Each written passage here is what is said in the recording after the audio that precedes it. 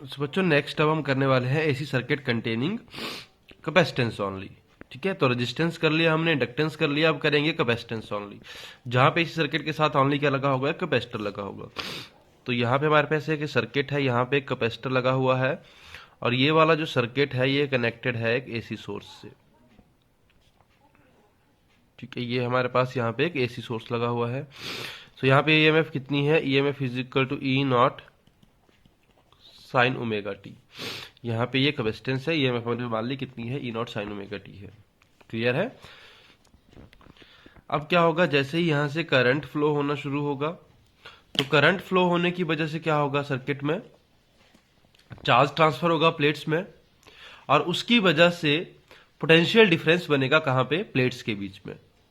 So suppose at any time T, at any time T, किसी time T के ऊपर जो चार्ज है सर्किट में वो कितना है, क्यू है। Suppose Q is the charge on the capacitor. क्या किसी टाइम के ऊपर जो है क्यू चार्ज कितना है कैपेसिटर के ऊपर, क्यू है। तो पोटेंशियल डिफरेंस कितना होगा प्लेट का, P is V is equal to Q by C, ये होगा पोटेंशियल डिफरेंस। क्लियर है। अब किसी भी एक इंस्टेंट के ऊपर जो पोटेंशियल डिफरेंस होगा वो किसके इक्वल होना चाहिए, अप्लाइड ईएमएफ के इक्वल होगा। So V is equal to E, तो V कितना है, Q बाय C है, और ईएमएफ कितनी है, E नॉट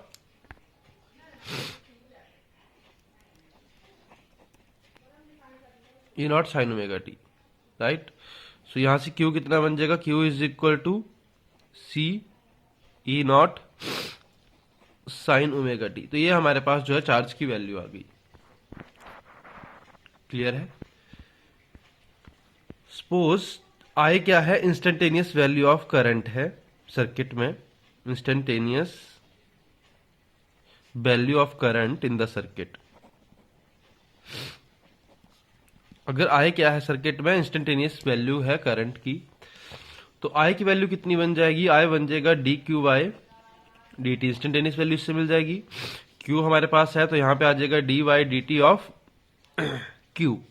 क्यू की वैल्यू कितनी है, सी ई नॉट साइन ओमेगा टी, ये आ गया। तो यहां से आई की वैल्यू कितनी आ जाएगी, सी ई नॉट साइन की differentiation cos omega T, cos omega T, और ओमेगा टी की डिफ्रेंशिएशन क्या बन जाएगा बाद में, हर ओमेगा बचेगा। तो यहां से जो आई की वैल्यू आई वो कितनी आ गई, इसको मैंने रीअरेंज करके लिख दिया, E naught upon 1 by omega C cos omega T. ठीक है, अब इसका मैं आपको रीजन बताऊंगा हमने इसको ऐसे क्यों लिखा है। अब जो कॉस है इसको मैं किस तरह लिख सकता हूं, साइन 90 प्लस थीटा। तो यहां से आई की वैल्यू कितनी बन जाएगी, E naught upon 1 upon omega C, और साथ में आ जाएगा कितना, साइन की टर्म में लिख लो इसको, sign omega T plus pi by 2, 90 plus theta में तो कॉस बन जाएगा वो। क्लियर हुआ।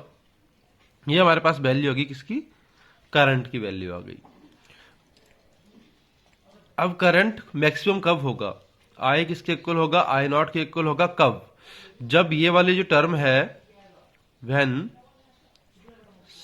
Sign omega T plus pi by 2 ये किसके इक्वल होगा, मैक्सिमम के इक्वल होगा, और इसकी मैक्सिमम वैल्यू कितनी होगी, 1 होगी।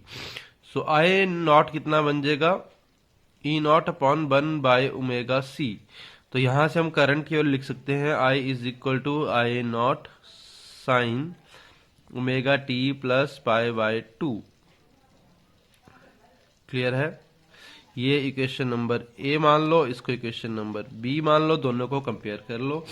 तो दोनों को कंपेयर करके हमें क्या मिल रहा है, so by comparing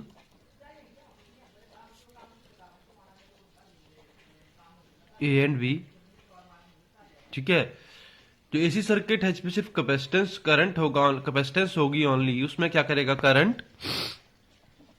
current I leads the voltage EMF E by a phase of by a phase angle of 90 degree.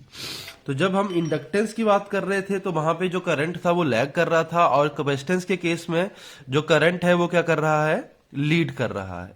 कितने से लीड कर रहा है, 90 के एंगल से वो लीड कर रहा है। ये क्लियर हुआ। तो अब इसके लिए हम फेजर डायग्राम बना लेते हैं। तो अब यहाँ पे जो आई नॉट है वो ई नॉट को जो है वो 90 डिग्री से लीड कर रहा है। तो उसके लिए फेजर डायग्राम बना लेते हैं। तो यहाँ पे हमने ले ली वैल्यू किसकी, ई नॉट की। ई नॉट किसी एंगल ओमेगा टी के ऊपर जो ई नॉट फेजर है वो मूव कर रहा है।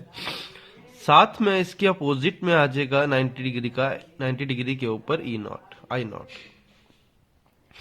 ठीक है, तो ये दोनों के बीच का एंगल कितना है, 90 डिग्री है। तो ई जो है वो इसको, आई जो है वो ई को लीड कर रहा है 90 डिग्री के एंगल के साथ।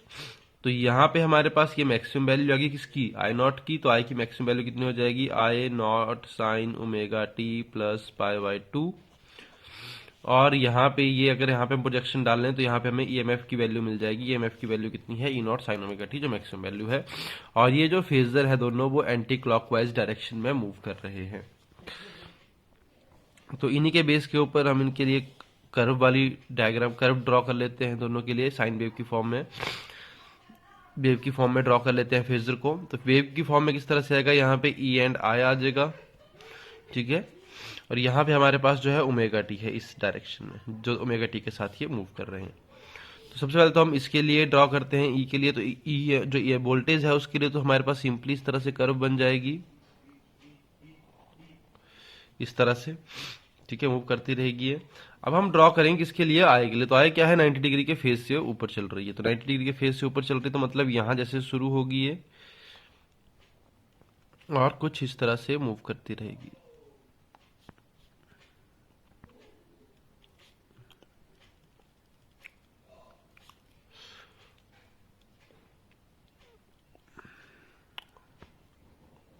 कुछ इस तरह से ये मूव करेगी। ठीक है, तो ये कर्व जो होगी वो कुछ यहाँ से शुरू होते हुए इस तरह से मूव कर जाएगी। सो ये जो सॉलिड लाइन है ये हमारे पास ईएमएफ है, और ये जो डॉटेड लाइन है ये हमारे पास करंट की वैल्यू है। अगर आप इस फेजर को यहाँ से रोटेट करना शुरू करोगे एंटी क्लॉकवाइज डायरेक्शन में तो इसी तरह की एक कर्व जो है हमारे पास फॉर्म होती है। क्लियर हुआ। अब यहाँ पे हमने एक टर्म की बात करी थी, जो करंट की मैक्सिमम वैल्यू आई थी आई नॉट की, वो आई थी ई नॉट बाय 1/ओमेगा सी। तो 1/ओमेगा सी क्या है, यहाँ पे resistance offered by the capacitance. So 1/ओमेगा सी क्या है, resistance offered by the capacitor. जो कैपेसिटर ने इसको रेजिस्टेंस ऑफर्ड करी है ये वो है। ठीक है, और इसको हम कहते हैं capacitive reactance, called capacitive reactance, capacitive reactance. और इसको हम डिनोट करते हैं एक्ससी से। बहुत जगह पे आपको एक्सएल और एक्ससी ही देखने को मिलेंगे। तो एक्सएल का मतलब क्या होगा, resistance offered by the inductor, और सॉरी वो क्या होगा, एक्सएल क्या होगा हमारे पास, इंडक्टिव रिएक्टेंस, और एक्ससी क्या होगा, कैपेसिटिव रिएक्टेंस। तो एक्ससी की वैल्यू कितनी आ गई यहाँ से, 1/ओमेगा सी। इसको मैं लिख सकता हूँ 1/2 पाई न्यू सी। सो अगर हम डीसी सर्किट की बात करें, so in DC circuit, DC circuit में जो फ्रीक्वेंसी होती है वो कितनी होगी, 0 होगी। अगर फ्रीक्वेंसी 0 होगी तो यहाँ पे 0 डाल लो तो एक्सी की वैल्यू कितनी हो जाएगी, इन्फिनिटी हो जाएगी। तो एक्सी इन्फिनिटी होने का मतलब क्या है कि जो कैपेसिटर है वो सारी डीसी को ब्लॉक कर देगा। ठीक है, अगर आप कैपेसिटर के अक्रॉस डीसी लगाओगे तो वो कभी भी उसमें से पास नहीं होगी। So capacitor will block DC. So a capacitor will block DC. तो कैपेसिटर जो होगा हमारा वो डीसी को ब्लॉक कर देगा। क्लियर है, उसमें से डायरेक्ट करंट कभी भी फ्लो नहीं होता है, वो उसको इनफाइनाइट रेजिस्टेंस ऑफर करेगा फ्लो होने के लिए। इसको आप इस तरह से भी याद रख सकते हो कि अगर एक कैपेसिटर है, ठीक है, ये एक तरीका है, देसी तरीका है इसको याद रखने का। तो कैपेसिटर की जो डीसी करंट चलता है वो किस तरह से चलता है, इस तरह से चलता है। तो यहाँ पे ये इसको रोक देगा। एसी किस तरह से चलती है, इस तरह से, तो एसी यहाँ से निकल जाएगी। क्लियर है, ये एक देसी तरीका याद रखने का। अदरवाइज आप लोग डायरेक्टली यहां से याद रख सकते हो कि किस तरह से वो कैपेसिटर जो है वो डीसी को अपोज करते हैं। क्लियर है, और एसी को वो जाने देता है। और इंडक्टर के केस में डायरेक्टली इस तरह से याद रख सकते हो कि ये है तो यहां से आएगा वो इस तरह से निकल जाएगा, और एसी आएगी तो उसको इस तरह से जाना पड़ेगा फॉर्म में, तो वो उसको अपोज करेगा, थोड़ा सा उसको कुछ रेजिस्टेंस ऑफर करेगा। जो इसके ऐसा यूनिट है वो क्या होगा, ओहम होगा, क्योंकि ये क्या है, रेजिस्टेंस है किसका, एक्सी का। क्लियर है। तो इसके बाद अब हम कंबाइंड सर्किट करेंगे जो है आरएलसी सर्किट।